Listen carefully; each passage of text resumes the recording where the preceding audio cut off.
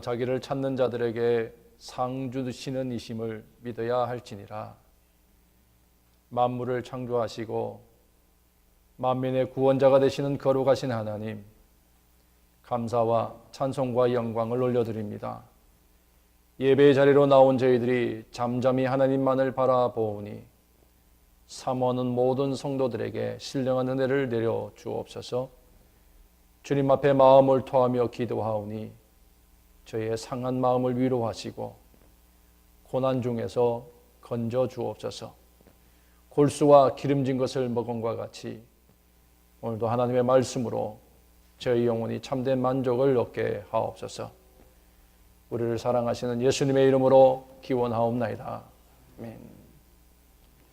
전능하사 천지를 만드신 하나님 아버지를 내가 믿사오며 그 외아들 우주 예수 그리스도를 믿사오니 이는 성령으로 잉태하사 동정녀 마리아에게 나시고 본디오 빌라도에게 고난을 받으사 십자가에 못 박혀 죽으시고 장사한 지 사흘 만에 죽은 자 가운데서 다시 살아나시며 하늘에 오르사 전능하신 하나님 우편에 앉아 계시다가 저리로서 산자와 죽은 자를 심판하러 오시리라.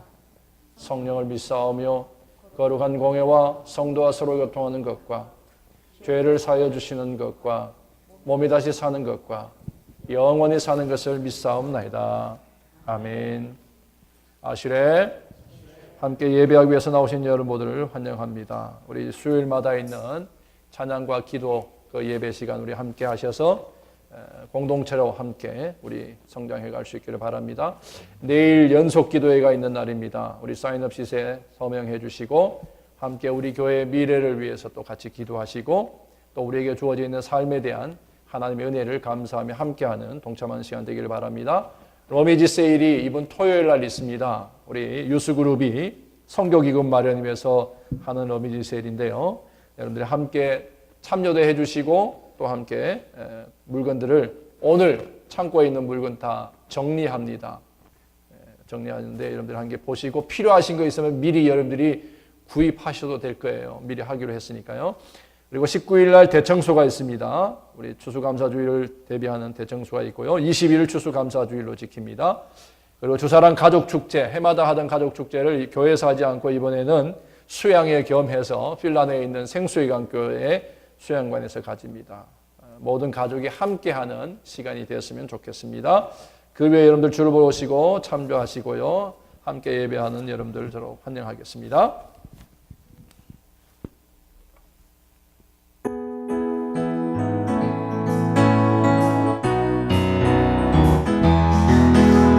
축복합니다. 주님의 이름으로 축복합니다.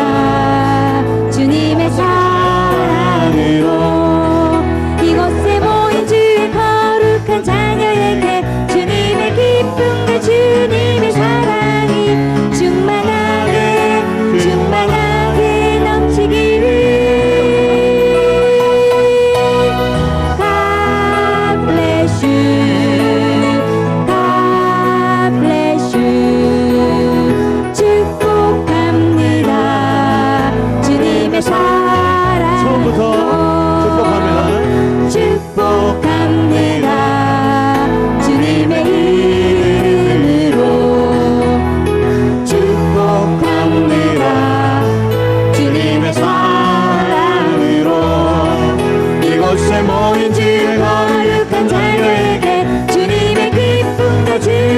사랑이 충만하게 충만하게 넘치기를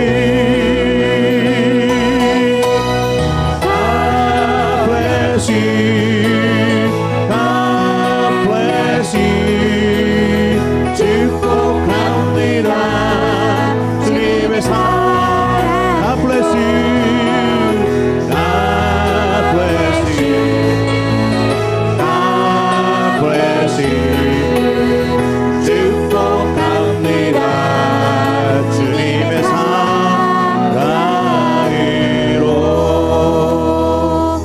우리 자리에 앉으셔서 주께 가까이 날 이끄소서 함께 찬양드립니다.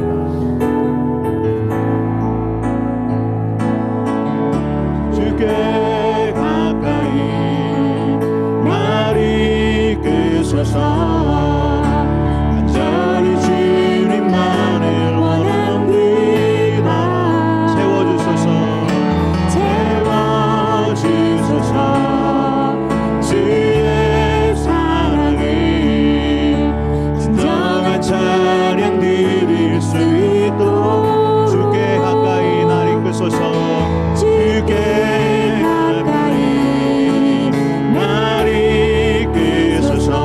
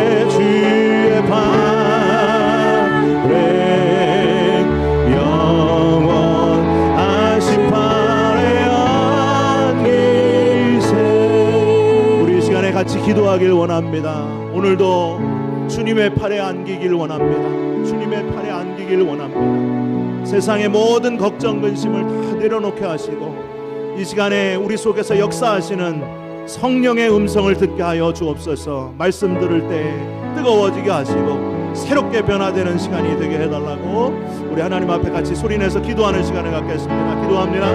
하나님, 아멘.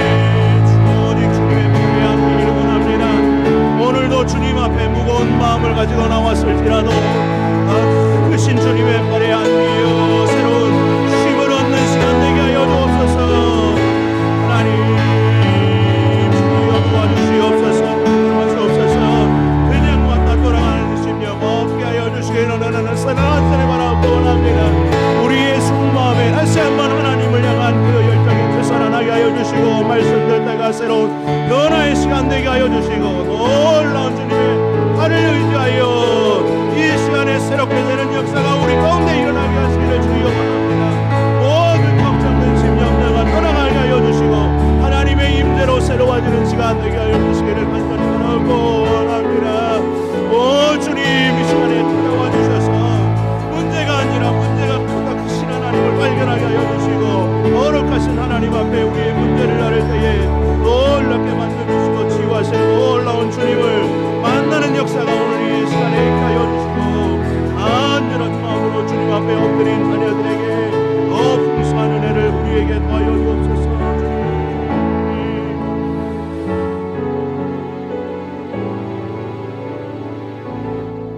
살아계신 하나님, 생명을 우리에게 허락하시며 그 생명이 하나님 나라와 하나님의 영광을 위하여 쓰임받을 수 있는 길에 서게 하심을 감사합니다. 정하신 걸음, 정하신 계획대로 주저하지 아니하고 걸어왔던 10달의 시간을 하나님 축복해 주셨고 또 새롭게 시작하는 이 한 달 첫 시간을 하나님 앞에 드리며 하나님이 허락하시는 시간 안에서 주시는 생명과 건강을 가지고 우리를 통하여 이루기를 원하시는 그 위대한 하나님의 계획 가운데 설 수 있도록 용기 더하여 주시고 은혜 더하여 주시옵소서. 내가 고아와 같이 너희를 버려두지 아니하리라 말씀하신 하나님, 우리가 이 길을 걸어가며 두렵기도 하고 때로는 근심도 되기도 하고 어려움도 많습니다. 그러나 하나님 버려두지 아니하리라 하신 말씀 그대로 임재하셔서 우리 길에 빛이 되어주시고 우리 길에 참 감사와 감격이 되어주시는 이 한 달이 되도록 인쳐 주시옵소서. 하나님, 오늘도 주의 보혈로 우리에게 생명을 허락해 주신 이 거룩한 성찬에 들어갈 때 백성들이 요단강을 건너며 하나님의 백성, 하나님 이 거룩한 성찬으로 우리의 삶이 새롭게 변화되며 세워지는 은총의 시간 되게 하여 주시옵소서. 나는 주로만 살며 오직 하나님의 꿈에 잇대어 그 비전에 사로잡혀 살아갈 새로운 인생이 시작되는 거룩한 성찬 되게 하여 주옵소서. 오늘도 예배하는 시간 또 예배하는 사람들마다 그 입술의 찬양과 그 마음의 간구와 그 모든 헌신의 역사들이 하나님의 참된 영광이 되며 기쁨이 될 수 있도록 인도하여 주옵소서. 너희는 먹든지 마시든지 무엇을 하든지 다 하나님의 영광을 위하여 하라 하셨는데 하나님이 이 한 시간 온전히 내가 태워져 주님 앞에 드려지며 하나님의 영광이 온전히 드러나는 하나님의 임재가 충만한 이 한 시간 될 수 있도록 역사하여 주옵소서. 상한 심령의 하나님 위로를 하게 해주시고 찢긴 아픈 가슴마다 하나님 상처가 회복되어지며 주의 거룩한 은혜로 이 한 시간이 새 생명의 역사가 일어나는 한 시간 되게 하여 주옵소서. 우리의 모든 길에 참된 인도자가 되시는 하나님, 이 아침에 우리 어린아이들로부터 노년의 모든 성도들의 삶에 거룩한 하나님의 은총으로 충만케 하여 주셔서 남은 날들이 하나님의 영광을 기억고 보고 마는 은총이 있게 하여 주시옵시며 남은 날들이 하나님께서 기뻐 춤추실 만한 섬김과 헌신의 삶들이 될 수 있도록 인도하여 주옵소서. 우리 주 삶 속에 주어져 있는 사명 어찌하든지 감당하기를 몸부림하며 그 길에 서서 달려갈 수 있는 귀한 종들의 삶이 되게 하여 주옵소서. 하나님, 세상 이곳저곳에서 일어나는 여러 가지의 난리와 소문들 하나님 너무나 두렵고 떨립니다. 주님 오실 날이 멀지 않았다는 증거를 우리에게 계속 보여주시는데 하나님, 우리들이 그 주님 오시는 길을 예비하는 그 삶을 온전히 살 수 있도록 주님 깨우침을 주시고 결단을 허락하여 주시옵소서. 특별히 내일 모레 이 땅에 하나님 대통령과 지도자를 뽑는 날입니다. 하나님, 이 나라와 이 민족과 이 땅이 온 세상에 하나님의 살아계심을 증거하는 나라로 다시금 거듭나야 할 텐데 방황하고 있는 이 나라를 주님 기억하여 주시고 어두워져가는 사람들의 마음을 주님 당신의 빛으로 조명하여 주시며 다시 한 번 더 청교도들이 하나님 앞에 감사와 감격 가운데 예배하였던 그 은총의 날들을 회복할 수 있도록 역사하여 주시옵소서. 그것이 지도자들뿐만 아니라 한 사람 한 사람 모두가 다 내가 지도자인 것처럼 그렇게 내가 다시금 하나님 앞에 빛이 되어야 되고 생명이 되어야 되고 소금이 되어야 될 것처럼 살아가는 아버지의 그런 결단이 있는 우리의 삶이 될 수 있도록 인도하여 주옵소서. 방황하는 역사에 한 줄기의 빛이 되어 주셨던 예수님처럼 우리 교회가 우리 성도들이 세상에 빛이 되고 소금이 되는 사명을 감당할 수 있도록 인도하옵소서. 특별히 두고 온 고국에 너무나 어지럽고 복잡한 하나님 그 나라를 긍휼히 여겨 주시옵소서.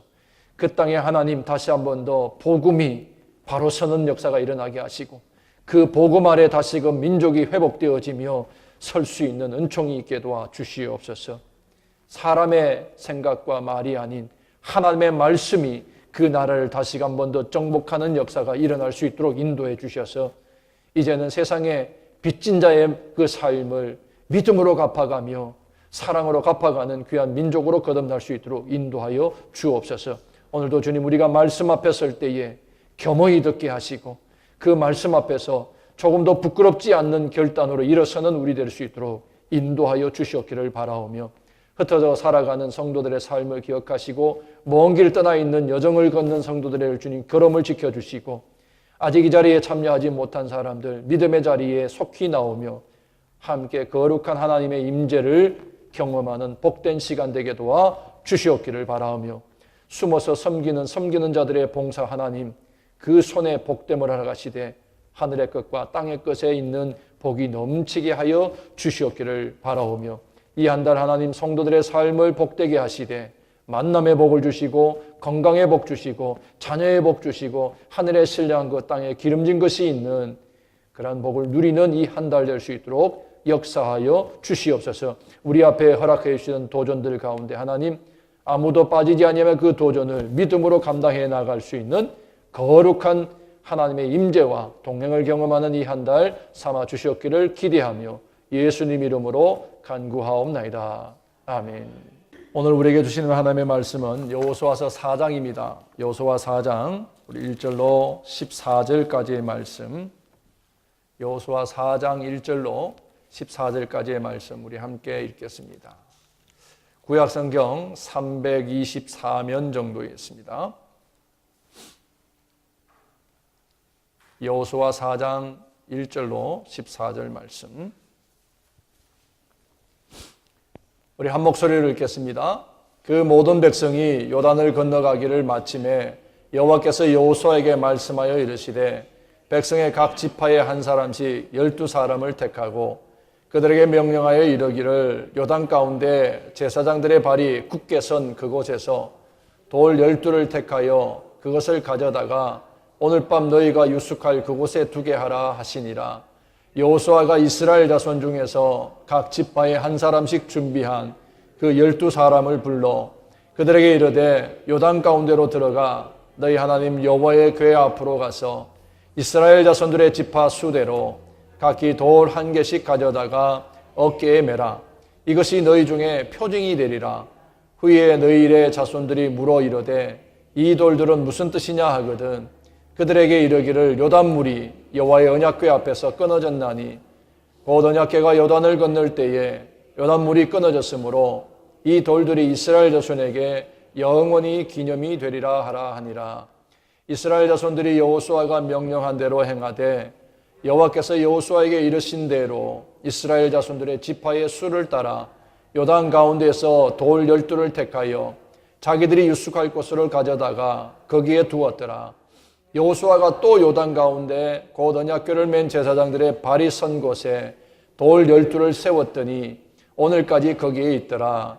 또 여호와께서 여호수아에게 명령하사 백성에게 말하게 하신 일, 곧 모세가 여호수아에게 명령한 일이 다 마치기까지 궤를 맨 제사장들이 요단 가운데 서 있고 백성은 속히 건넜으며 모든 백성이 건너기를 마친 후에 여호와의 궤와 제사장들이 백성의 목전에서 건넜으며 르우벤 자손과 갓 자손과 므낫세 반 지파는 모세가 그들에게 이른 것 같이 무장하고 이스라엘 자손들보다 앞서 건너갔으니 무장한 4만 명가량이 여호와 앞에서 건너가 싸우려고 여리고 평지에 이르니라.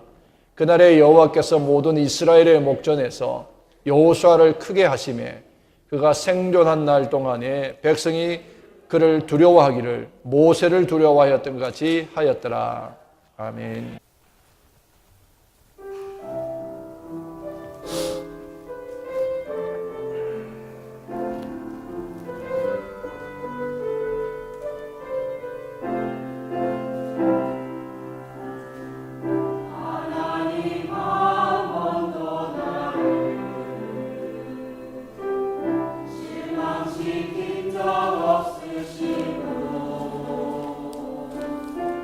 언제나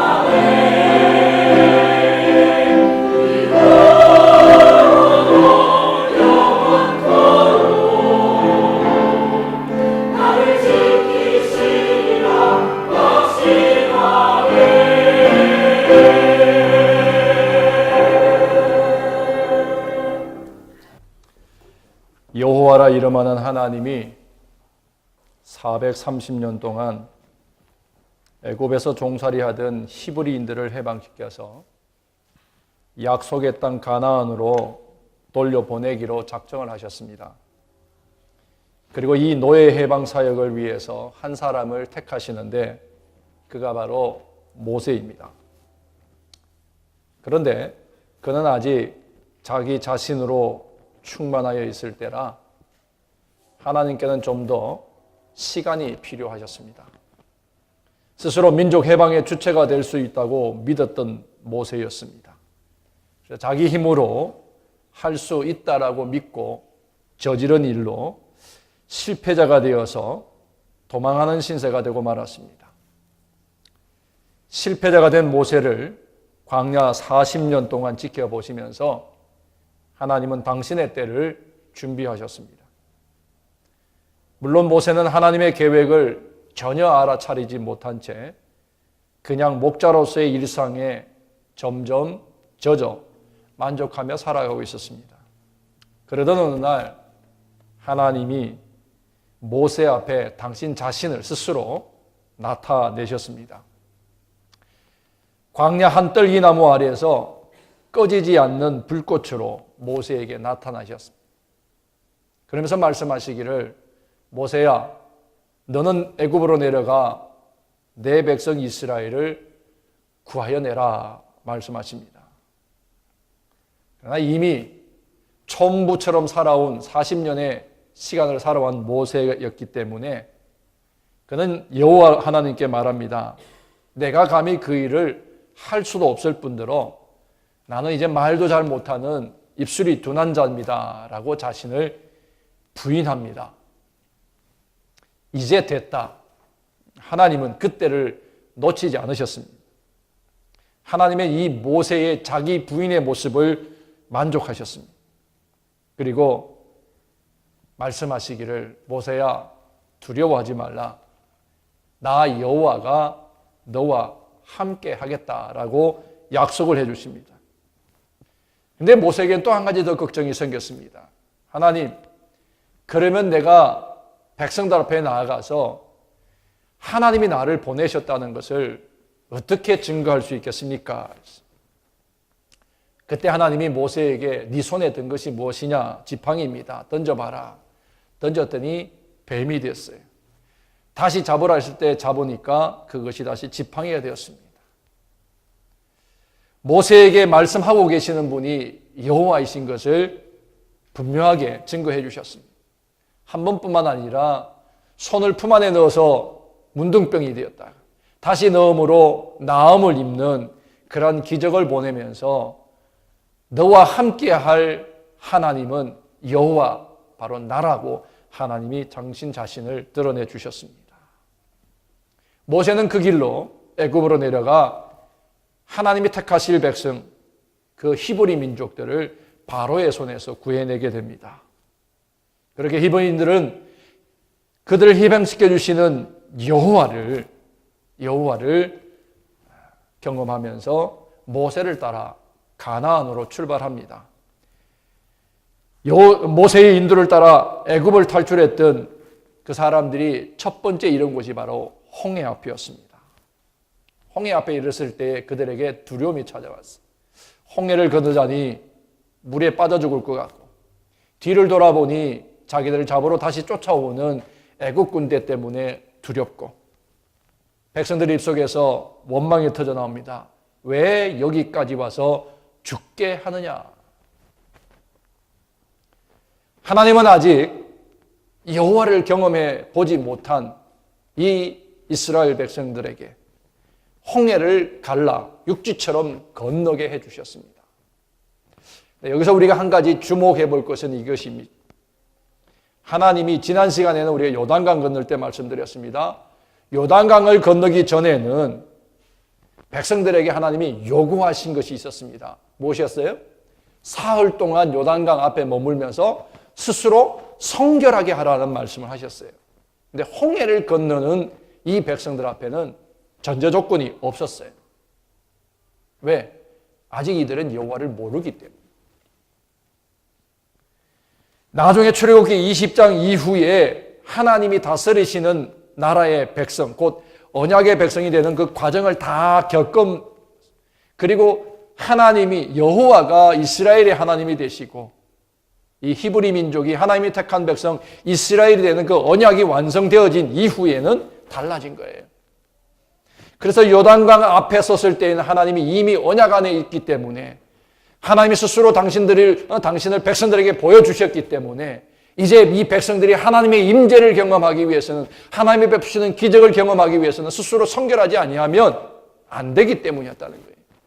하나님이 두렵고 떨리는 존재이기 때문에 스스로 성결해야 되는 것도 맞지만, 무엇보다 하나님이 그들을 성결하라고 요구하신 것은 무엇이에요? 그들을 죽이고 싶지 않기 때문에, 그들을 살리기를 원하시기 때문이었어요. 하나님을 임재를 직접 경험해 보는데 스스로 성결하지 않으면, 거룩하지 않으면 하나님을 경험하는 것이 뭐예요? 곧 죽음과 같은 것이기 때문이었다고 하는 것입니다. 자, 다시 홍해로 건너옵니다. 홍해를 육지처럼 건넜던, 그렇게 기적을 경험한 백성들 앞에 이제는 또 다른 도전이 찾아옵니다. 홍해 건너고 나니까 가져 나왔던 먹을거리가 다 떨어졌어요. 그러자 다시 한 번 더 백성들은 지도자와 하나님을 원망합니다.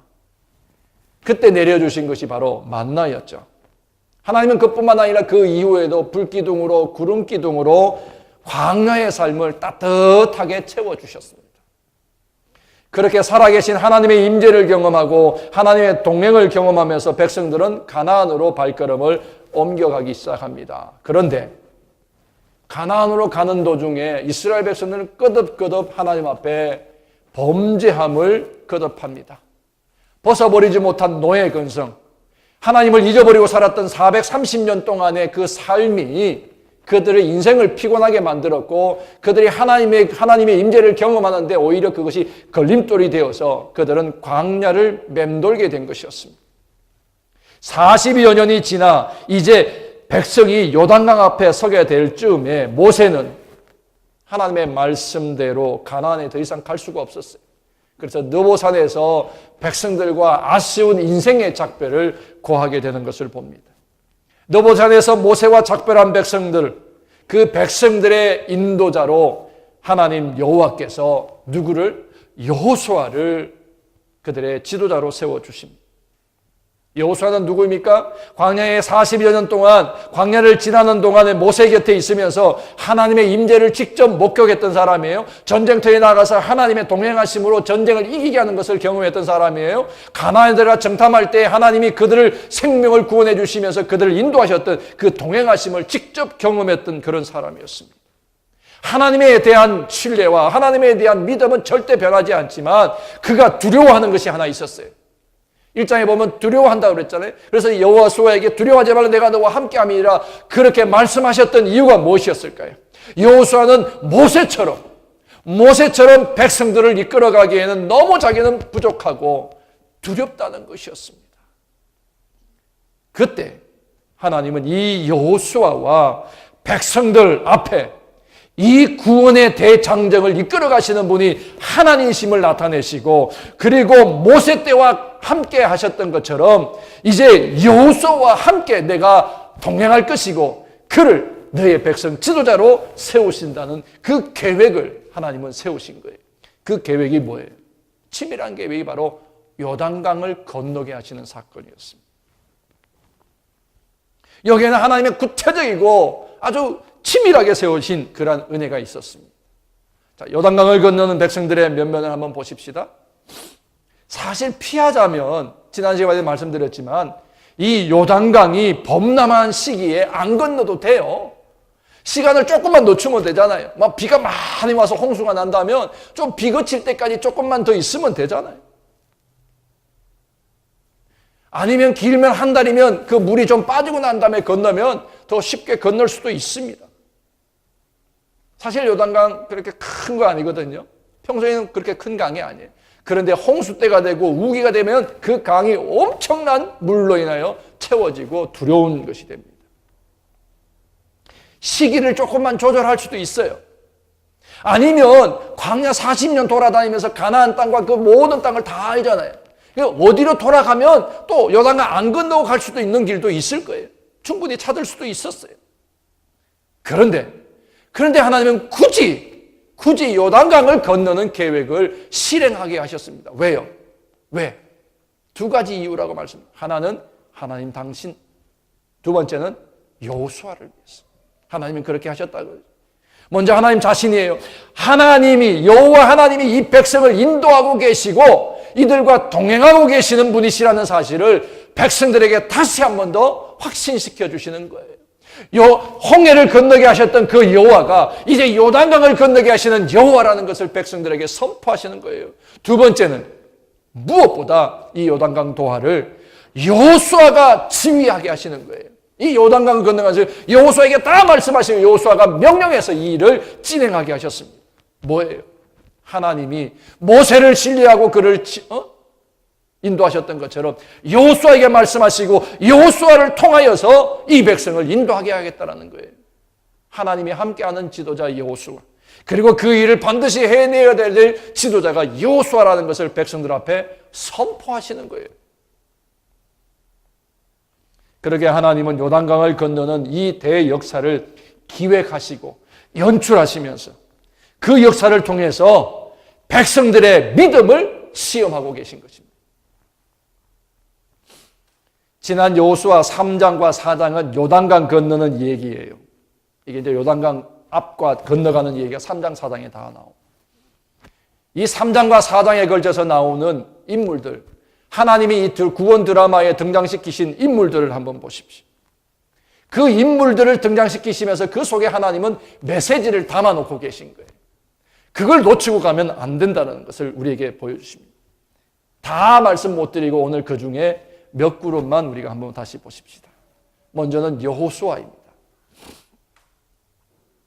하나님의 특별한 부르심을 받았어요. 부르심을 받았지만 너무나 두려워서 모세가 했던 그 일들을 자기는 도저히 감당할 수가 없어. 그는 매일 아침 일찍 일어나 기도하며 하나님과 교제합니다. 요단강 앞에 가기 전에 시딤에서 일찍 일어났고 요단강 앞에서 일찍 일어나서 계속 일찍 일어나며 하나님과 교제하면서 하나님의 뜻을 묻고 하나님의 뜻을 듣고 하나님의 명령을 받아 그 명령을 백성들에 전하고 백성들을 이끌어갑니다. 여호수아가 하나님의 명령을 직접 들었어요. 그리고 백성들에게 그 명령을 전하고 지도하는 일을 했던 사람입니다. 제사장에게는 해야 될 일이 무엇이고 12지파의 대표로 뽑혀온 사람들이 해야 될 일이 무엇이고 르우벤 자손과 갓 자손과 므낫세 반지파가 해야 될 일이 무엇이고 그리고 백성들이 해야 될 일이 무엇인지 하나님께 묻고 듣고 그것을 지시하는 지도자로 여호수아를 세우셨다고 하는 것입니다. 그러나 여호수아가 옛날 모세가 있을 때 군대 장관이 되어서 나가서 전쟁을 직접 앞에서 지휘하며 했던 것과는 달리 이번에는 하나님의 말씀을 듣고 그것을 그대로 전달하고 명령하는 명령자가 되었던 것입니다. 그러나 여호수아는 끊임없이 두려운 마음으로 떨리는 마음으로 모세와 같이 하나님과 직접 그 교제하는 것이 자기는 아직 부족하다고 느꼈기 때문에 두렵고 떨리는 마음, 어찌하든지 하나님의 백성들을 하나님의 명령을 따라서 하나님의 약속하신 땅 가나안으로 인도하기 위해서 아침부터 저녁까지 그 말씀을 묵상하며 하나님의 마음을 헤아리는 그 마음을 놓치지 않기 위해서 그는 떨리는 마음으로 이 사역들을 감당했습니다.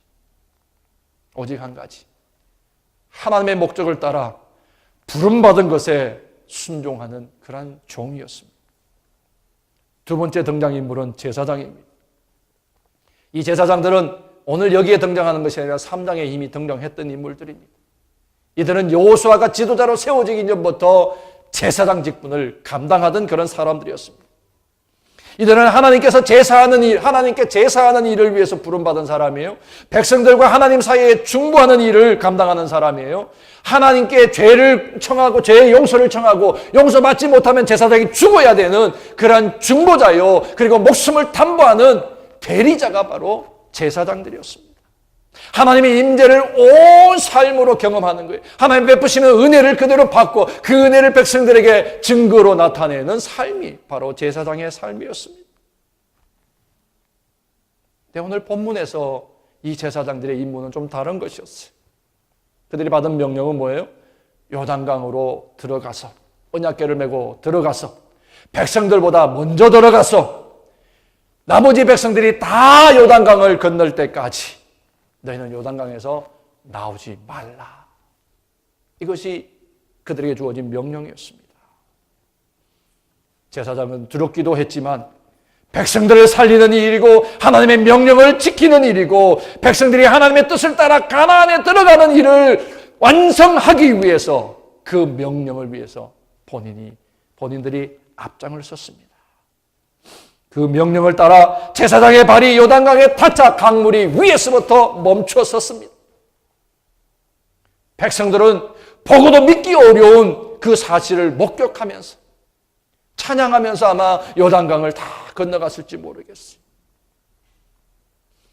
아무도 가보지 않은 길을 제사장은 하나님의 명령을 따라 그 길을 열었습니다. 그 길을 먼저 걸어감으로 백성들의 길을 인도했습니다. 누군가는 앞장서는 사람이 있어야 돼요. 누군가는 그 길을 여는 사람이 있어야 돼요. 누군가는 먼저 희생하는 사람이 있어야 길은 생기게 되어 있는 것입니다. 제사장은 여호수아가 지도자로 세워지기 전부터 그 일을 감당했기 때문에 여호수아의 두렵고 떨리는 그 마음을 어쩌면 제사장들이 알았을 거예요. 그래서 그들은 여호수아를 위해서라도 그 일을 감히 감당하고 나갔던 것입니다. 그리고 오늘 사도행전에서 그 제사장들이 보여준 또 다른 모습이 소개됩니다.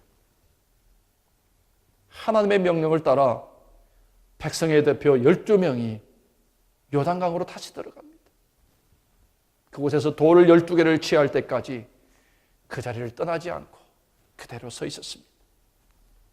그건 큰 문제가 아니에요. 원래 하나님의 계획이고 하나님의 명령이니까 큰 문제가 되질 않았습니다.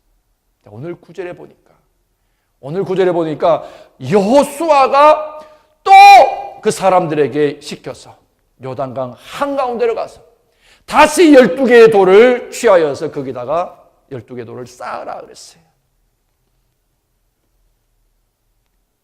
그렇게 다시 들어오는 12명을 보고 제사장들은 그들이 돌을 다시 쌓을 때까지 그 자리를 그대로 지키고 서 있었습니다. 세 번째는 각 지파에서 대표로 뽑힌 12명의 사람들이 등장합니다. 이 12사람에게 떨어진 명령이 뭐였어요? 건너온 요단강으로 다시 들어가라는 것이었습니다. 그리고 제사장들이 선 곳에서 메고 나올 만한 돌 하나씩 메고 나와서 유숙할 곳에 두라는 명령이었습니다. 여러분, 오늘을 사는 사람들의 사고방식대로 한번 말해보고 싶습니다. 꼭 12명이 가야 됩니까? 한 명이 들어가서 12개 가져나면 안 될까요? 아니면 몇 명만 들어가서 나누어서 12개 짊어지고 나와도 되는 것 아닙니까? 그러면 나머지 사람은 좀 편할 수 있고 그렇게 일은 쉽게 하는 게 맞는 것 아닙니까? 왜 굳이 어렵게 하려고 합니까? 돌 하나씩 가지고 오려고 그 돌 하나가 무엇인데 돌 하나 가지고 오려고 12명이 다 들어가야 됩니까? 그 비효율적이고 합리적이지 않지 않습니까? 이것이 오늘 사는 우리들의 사고방식이 아닙니까? 그러나 여러분, 하나님의 명령은 인간적인 합리적인 사고를 용납하지 않으셔요. 하나님의 명령은 인간의 효율성을 인정하지 않으신다는 거예요. 하나님의 백성에게 요구하시는 것은 그런 것들이 아니었어요. 인간의 지혜와 인간의 효율성과 인간의 방법을 하나님이 묻고자 이 일을 하라고 하신 것이 절대 아니라는 것입니다. 사실 하나님이 원하시는 것은 12명이 아니라 할 수 있다면 모든 백성이 다시 들어가서 구원받은 그 은혜, 사함받은 그 은혜의 증거물 하나씩 들고 나오라고 명령하셨을 거예요. 그런데 하나님은 12지파가 이스라엘 백성들의 전체의 대표로 삼고 그 중에 한 명씩 기념할 만한 돌 하나씩 가지고 나오라고 하셨던 거예요. 그런데 보세요. 여호수아의 명령에 따라 이 12명은 또 다시 요단강으로 들어갑니다. 제사장이 선 곳에 가서 12를 세웁니다. 성경을 저하고 같이 읽었는데 혹시 의문이 안 생기세요? 9절 말씀을 보면 이렇게 되어 있습니다. 여호수아가 또 요단 가운데 곧 언약궤를 맨 제사장들의 발이 선 곳에 돌 12를 세웠더니 오늘까지 거기에 있더라 그랬어요. 이 말을 보면 여호수아가 직접 들어가서 세운 것이죠. 그렇죠? 우리는 그렇게 읽을 수밖에 없어요. 그러나 사실은 그렇지가 않아요.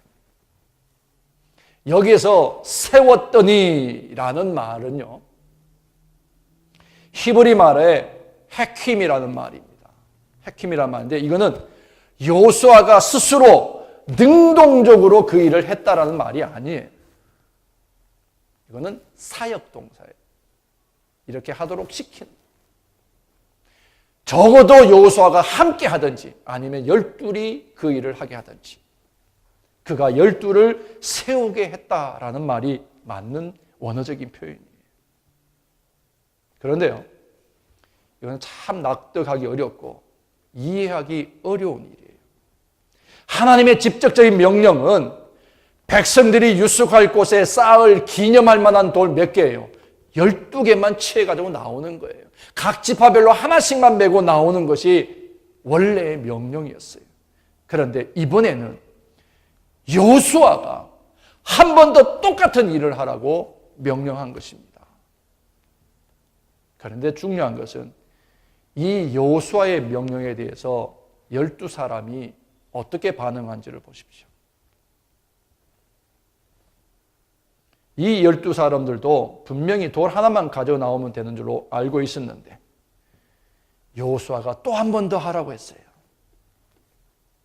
사람의 눈으로 보자면 여호수아가 이제 신출내기 지도자가 되더니 자기 권위 세우려고 저러는 거 아닌가?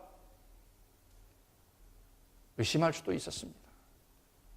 그런데 이 12명은 광야에서 그렇게 죽어갔던 조상들과는 달랐어요. 왜 저래? 왜 이래? 그래서 뭐 하려고? 광야의 백성들은 그렇게 지도자와 하나님께 대하여 원망하고 의심하다가 광야에서 인생을 마쳤습니다. 좀 지나친 것 아니야? 그렇게까지 안 해도 되는데 의문이 생길 수 있고 도전이 생길 만한 그런 대목이 9절입니다. 그런데 여기에 12명은 여호수아가 그렇게 명령하기에는 분명한 이유가 있다라고 믿었던 것 같아요.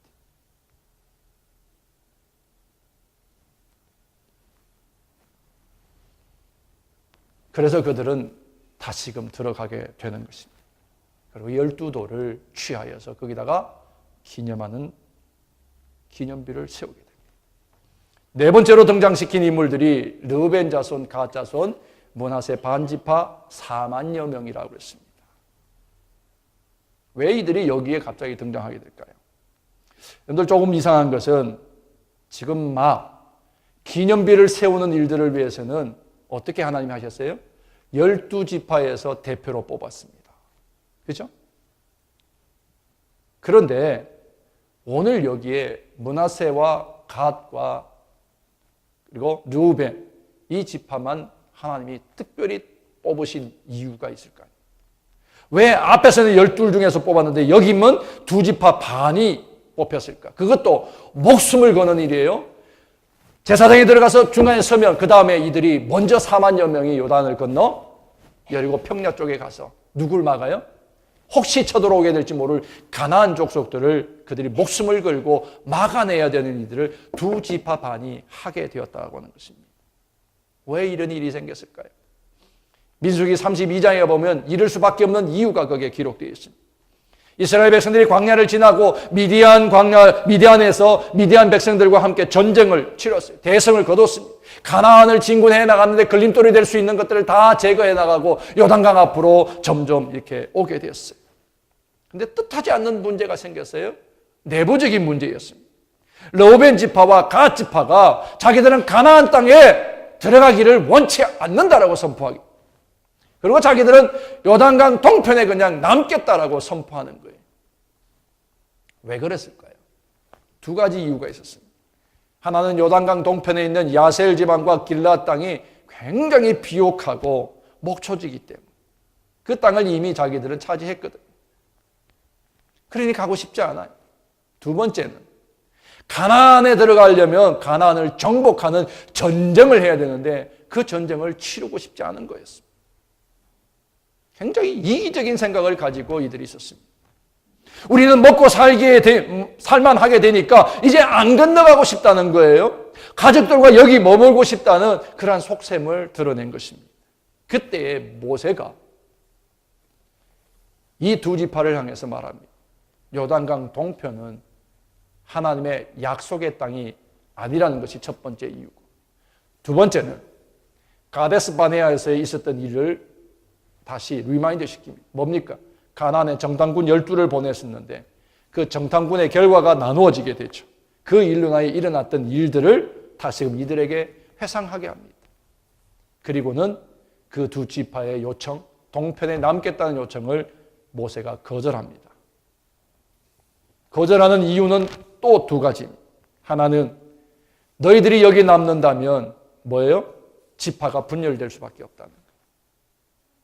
그리고 너희들이 가지 않는다면 우리는 가나안 동편에 가나안으로 들어가는 정복 전쟁을 할 수도 없고 무산될 수밖에 없다라는 것이었습니다. 책망이었습니다. 이에 두 지파는 다시금 뉘우치고 다른 지파와 함께 가나안 전쟁, 정복 전쟁에 참여하기로 결정합니다.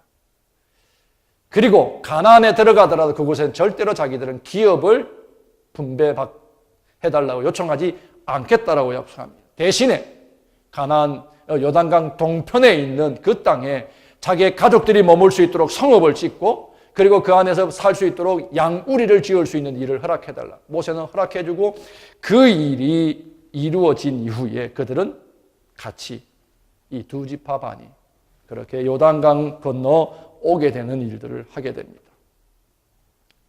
남은 형제들이 가나안에 들어가고 정착하는 일을 돕기 위해서 자기 자신을 헌신하기로 결정한 것입니다. 그것도 목숨을 담보하는 일이었습니다. 그 일을 할 수 있었던 것은 여호와가 우리의 하나님이신 것을 그들이 믿었고 또 그리고 그것이 모세와 여호수아의 명령이었기에 그것에 헌신합니다. 이제 말씀을 정리합니다. 오늘 본문에서 3장과 4장에서 일관되게 하나님이 백성들에게 요구하시는 메시지가 있습니다. 무엇일까요? 일치된 순종입니다. 요단강을 걷는 데 있어서는 철저하게 인간들의 보이스는 침묵해야만 했습니다. 인간들의 말과 생각은 침묵이 되어야 되고 철저하게 자신을 내어 요단강에 던지는 그러한 일들, 이유 불문하고 자신을 요단강으로 들어가는 그 순종의 열매가 바로 요단강을 건너는 기적을 경험하는 것이었습니다. 일치와 순종이 이스라엘 요단강 건너 가나안으로 들어가게 허락해 주신 것입니다. 홍해 앞에 섰던 백성들과 광야를 지나는 조상들과는 다른 것이 있다면 바로 그것은 요단강 앞에 섰던 백성들은 하나님의 명령에 일치된 순종으로 응답했다라고 하는 것입니다. 이런저런 사건을 다 포함해도 2년이면 좋게 들어갈 수 있는 가나안을 40년 동안 맴돌게 된 이유가 무엇이었어요? 하나님 말씀에 대한 불순종이었고 하나님과 맺은 언약에 대한 불이행 때문이었습니다. 광야에 살았던 백성들은 사사건건 이유와 불평과 불만을 내뱉었던 백성들이었습니다. 그래서 결국엔 가나안을 뱅뱅 돌며 40년의 시간을 살아야 했던 것입니다. 하나님은 단 한 사람의 불순종도 하나님은 그 모든 일을 막으시는 것을 우리는 아이성 전투에서 봅니다. 한 사람이 사사롭게 생각하는 자기 개인의 생각을 가지고 행했다가 백성 전체가 올스톱되는 일들을 경험했습니다. 하나님이 원하시는 것은 개인이기도 하지만 하나님이 이 부르시고 언약 안에 두신 그 백성들은 이스라엘 전체예요. 그 전체가 한 사람처럼 움직여야 되고 한 사람이 전체인 것처럼 행동해야 되는 그런 공동체였습니다. 이해가 안 되어도 하나님을 믿고 명령에 순종하는 믿음을 하나님은 계속해서 시험하고 계신 것입니다. 왜? 가나안에 들어가면 지금은 하나님과 함께 있지만 가나안에 들어가면 다가오는 엄청난 시험과 넘어야 될 산과 그 장애가 더 스스로 이겨내야 될 일들이 너무나 많기 때문이었습니다. 지금은 이해가 안 돼도, 지금은 좀 불합리해 보여도, 지금은 순종할 수 없는 것 같아 보여도, 내 할 일이 있고 먼저 하고 싶은 일이 있다 해도 내가 하고 싶은 일을 하는 것보다 내가 먼저 해야 되는 일을 하는 것이 바로 하나님의 공동체의 백성들이라는 것입니다. 우리는 하나님의 목적을 따라 부름받은 종들이에요. 순종하는 삶, 그것이 광야에서 40년을 살게 되는 이유였어요. 지금 요단강을 건너는 사람들은 그렇게 조상들과는 달랐어요. 그래서 가나안으로 들어갈 은혜를 입게 되었던 것입니다. 만약에 그들이 요단강 앞에서 조상들처럼 똑같이 반응했더라면 그들은 여전히 광야에서 또다시 또 다른 몇 년을 아니면 40년을 또 방황하며 살아야 될지도 모르는 일입니다. 하나님의 명령에, 여호수아의 명령에 이유 불문하고 순종했던 백성들이 결국엔 뭐예요? 가나안을 차지하는, 복지를 차지하는 은혜를 입게 되었다라는 말씀입니다. 교회가 무엇입니까? 하나님의 특별하신 목적을 위해서 세상으로부터, 죽음으로부터 건져내어 불려내어진 하나님의 공동체입니다. 물론 교회는 개인이 모여 이룬 공동체입니다. 그러나 사회적인 공동체와 달라야만 하는 것이 있습니다. 사회적인 공동체는 아무리 공동체에 이익이 있다 하더라도 개인이 그 피해를 보면 그것을 감당할 수가 없어요. 개인의 이익을 먼저 생각해 줘야 되는 것이 사회적인 이유일 것입니다. 그러나 교회는 개인이 모인 공동체라고 할 수 있지만, 그러나 개인의 목적이나 개인의 이익이 아니라 하나님의 목적을 위해서 모여진 하나님의 공동체입니다. 하나님의 목적을 위해서 살려내신, 죽음으로부터 건져내신 하나님의 공동체입니다. 하나님의 목적, 하나님의 꿈을 이루기 위해서 세워진 공동체입니다. 하나님의 목적과 하나님의 꿈이 무엇입니까? 하나님 나라 회복이에요. 인간들이 하나님을 버리고 깨뜨려버린 하나님의 나라를 회복하는 거예요. 잃어버린 하나님의 창조물들을 다시금 하나님 나라로 데려 찾아오는, 회복시키는 것이 하나님의 목적이고 하나님의 꿈이에요. 그 일들을 교회에다가 맡겨주신 거예요. 잃어버린 하나님의 형상을 회복하고 하나님의 나라 백성들을 되게 하는 일들이 바로 하나님 나라의 목적이고 꿈이에요. 이 나라를 위해서 하나님은 지금도 사람들을 찾고 계시고 그 사람들을 훈련해 제자로 만드시고 그들을 통해 또 다른 이들을 찾아오는 그런 일들을 계속해 가기를 원하고 계시다는 사실입니다. 그렇게 이 일을 위해서 부르신 사람들에게는 부름의 목적보다 더 우선적인 것이 있어서는 안 돼요. 부름의 목적보다 더 소중히 여기는 인간적인 것이 있어서도 안 된다는 것입니다. 만약에 잔디글을 깎는 기계를 샀는데 그 기계를 풀을 깎는 데 사용하지 않고 돌을 깎는 데 사용한다면 어떻게 될까요? 그 기계는 고장나든지 부셔질 수밖에 없습니다. 교회가 바로 그래요. 교회는 하나님의 꿈과 하나님의 목적대로 쓰여지고 움직여져야만 한다라고 하는 것입니다. 하나님의 목적을 이루기 위해서 우리를 교회로 부르신 거예요. 만약에 그렇지 않다면, 하나님의 목적이 아닌 다른 것을 위해서 쓰여지게 된다면 그것은 고장나거나 부셔질 수밖에 없는 것입니다. 하나님 나라를 회복하고 잃어버린 하나님의 형상을 회복하는 목적을 위해서 오늘 하나님 우리에게 일치된 순종을 요구하고 계십니다. 오늘 본문에 기록된 인물들을 봅니다. 모두 각자가 자기의 삶에 문제가 있었어요. 이유도 있었습니다. 그러나 공동체의 이익과 하나님의 목적을 위해서 자신을 드렸습니다. 목적에 순종했습니다. 무엇보다 신출대기인 지도자 여호수아의 명령마저도 일치된 순종으로 응답했습니다. 이것입니다. 교회가 이런 일치된 순종이 필요합니다. 순종은 하는데 라는 조건이 붙으면 그것은 더 이상 순종일 수가 없습니다. 일을 하더라도 하나님의 목적을 이루기 위해서 고린도전서 10장 31절에 먹든지 마시든지 무엇을 하든지 다 하나님의 영광을 위하라 하라 하신 말씀을 다시 한 번 더 기억했으면 좋겠습니다. 저는 개인적으로 참 흠이 많은 사람입니다. 너무나 강한 열정 때문에 하나님이 원하시지 않는 일들을 행했을 때도 많이 있었던 것 같습니다. 그래서 하나님 앞에 부끄러운 일들 때문에 고난과 고통의 시간을 많이 경험했습니다.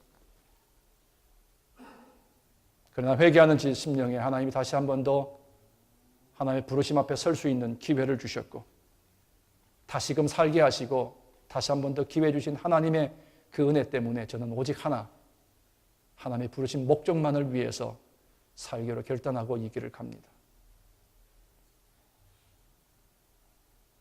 죽었던 생명, 버려줄 수밖에 없는 생명, 버려두면 고와 같을 수밖에 없는 저 하나를 하나님이 다시금 불러주신 것 때문에 감사하며 이 길을 걸어갑니다. 그러기에 때로는 사람들의 눈에 고집스러워 보이고 불통스러워 보이는 인간 같고 못난 인생처럼 보여도 누가 뭐라고 해도 저는 하나님의 목적 때문에 이 길을 갈 것입니다. 여러분의 인생에 하나님의 임재를 경험하는 상징이 있습니까? 하나님이 여러분들에게 베풀으신 은혜의 증거가 있다면 그것이 무엇입니까? 오늘 본문에처럼 영원히 대대로 하나님의 은혜와 하나님의 구원을 증거할 만한 기념이 여러분들에게 있습니까? 이스라엘 백성들은 하나님의 명령을 따라 요단강에서 돌 하나 가져 나오는 것으로 그들의 기념을 대신하게 하셨습니다. 그것은 하나님의 은혜로 구원을 받았다라는 상징이었습니다. 그들은 그 명령에 순종한 결과 가나안을 은혜로 얻게 되었습니다. 사랑하는 성도 여러분, 우리는 지금 우리의 신앙과 우리의 삶의 시대로 이 교회를 끝낼 수는 없습니다. 우리 자녀들이 우리의 신앙 이상으로 자라가기를 원합니다. 우리 자녀들과 우리 믿음의 후세들이 우리보다 더 큰 하나님의 꿈을 가지고 그 역사를 위해 달려갈 일들을 위해서 우리는 반드시 하나님의 목적대로 살아야 되고 쓰임받는 이 시간이 되어야 될 줄로 믿습니다. 우리 자녀들이 보기를 원하는 것은 크고 위대한 기념이 아닙니다. 하나님이 작은 것으로 돌을 하나 기념으로 삼으셨던 것은 사람은 큰 것을 보고 위대한 것을 보고 화려한 것을 보지만 하나님은 그것을 보시는 것이 아니라 작은 것, 그 중심을 보기를 원하신다고 하는 것입니다.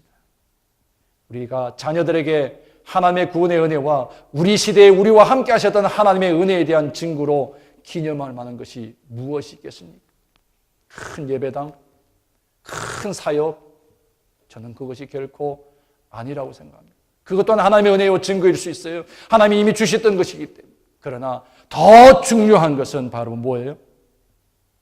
밖으로 드러나서 순종한 눈에 보이는 증거가 아니라 내 마음에서, 내 마음 안에서 하나님의 말씀에 대한 절대적인 순종의 기념비를 세워가는, 그것이 삶으로 증거되어서 내 자녀들과 믿음의 후배들에게 기념이 될 수 있도록 만드는 것. 이것이 오늘 우리가 살아야 되는 이유고 이것이 오늘 우리의 믿음의 길이라고 저는 분명히 믿습니다.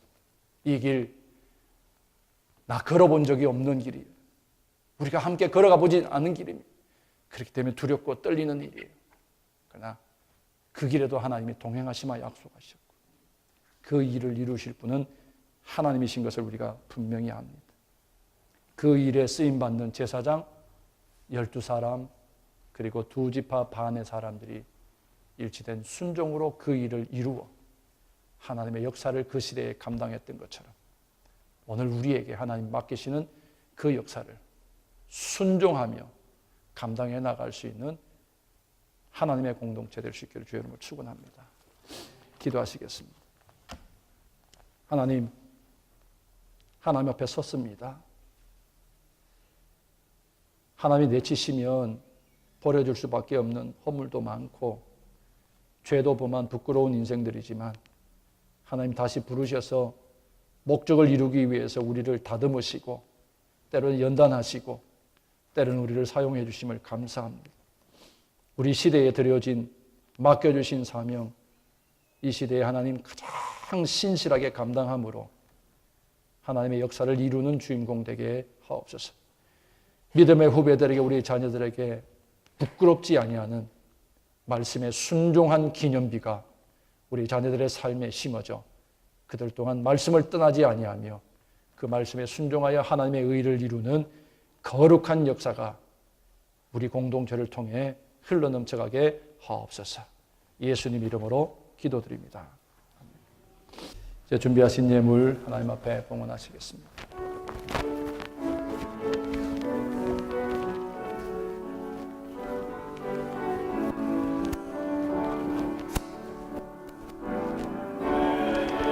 있는 능력한 주께 가져와 그날 위에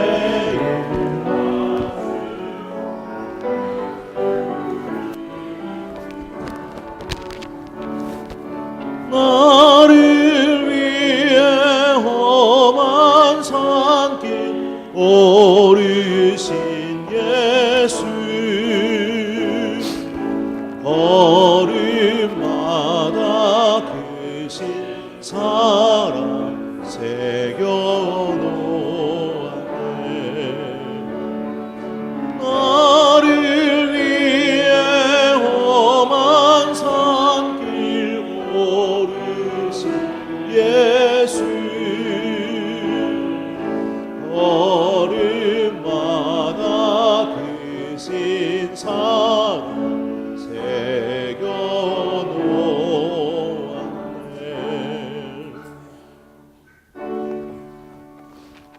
내게 있는 모든 것을 아낌없이 드리네. 사랑하고 의지하여 주만 따라 살리라. 주께 드리네. 주께 드리네. 사랑 아닌 구주 앞에 모두 드리네. 아멘. 거룩한 하나님의 임재 앞에 우리가 섭니다. 그 임재 앞에서 오늘도 우리를 살려주시고 그 임재가 이제 동행이 되어 세상으로 우리의 발걸음을 옮기기를 원합니다. 우리에게 주신 은혜, 우리가 결단하게 하신 하나님의 계획과 목적 가운데 살아가는 우리 될 수 있도록 위로와 힘과 능력을 다하여 주옵소서. 하나님, 그렇게 우리가 살아가는 모든 목적들을 위하여 또한 맡겨주셨던 위임해 주신 물질을 구분하여 하나님의 또 다른 생명 찾음을 위하여 쓰이기를 원합니다.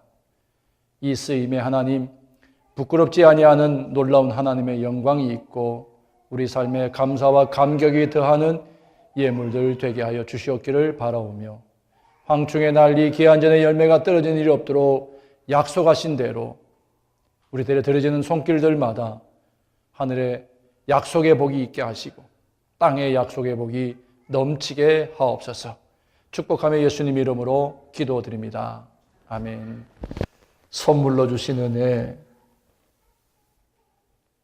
갚을 길 없는 우리의 삶이지만 다시 한 번 더 용기 내어 하나님의 구원의 역사에 잇대어 그 비전에 사로잡혀 살기로 결단하며 우리의 발걸음을 저 죽어가는 세상으로 옮기는 당신의 거룩한 공동체 이 백성들 위해 성부와 성자와 성령 하나님의 은혜와 사랑과 동행하심이 지금부터 영원히 함께 하시기를 축원하옵나이다.